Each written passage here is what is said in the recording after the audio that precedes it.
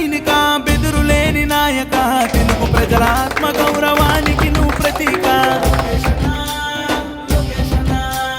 పేద ప్రజల కండగా అభయమిచ్చినావుగా అక్రమాలని ఎదిరించక పిడికిలెత్తినావుగా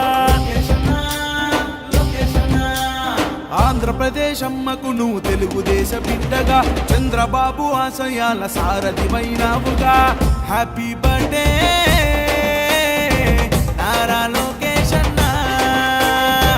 happy birthday Nara Lokesh అన్న